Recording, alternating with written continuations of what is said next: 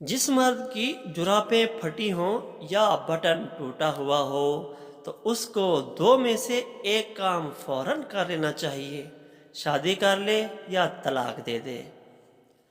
خود کو بدلو، قسمت خود بخود بدلے گی۔ دولت عورت کی قسمت سے اور اولاد مرد کی قسمت سے ہوتی ہے۔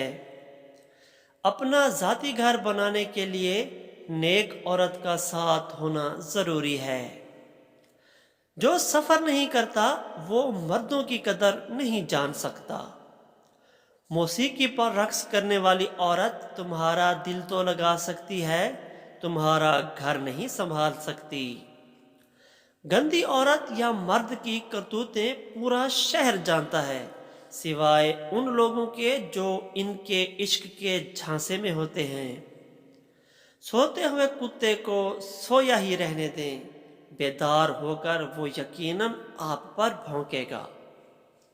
جو شخص اپنے ماں باپ کو دھوکہ دے سکتا ہو وہ کبھی کسی کا مخلص نہیں ہوگا۔ سانپ کا ڈسا ہوا ٹھیک ہو سکتا ہے لیکن عورت کا ڈسا لا علاج ہے۔ اگر آپ تیزی سے جانا چاہتے ہیں تو تنہا چلے جائیں، اور اگر آپ بہت دور جانا چاہتے ہیں تو کسی کو ساتھ لے کر چلیں۔ کھڑا پانی ہمیشہ گہرا ہوتا ہے۔ بیلوں کی لڑائی میں ہمیشہ مینڈک ہی مارے جاتے ہیں۔ اپنی ذات سے پیار کرنے والا شخص کبھی کسی کا مخلص نہیں ہو سکتا۔ برائی سوئی کی طرح داخل ہوتی ہے اور بلوط کے درخت کی طرح پھیل جاتی ہے۔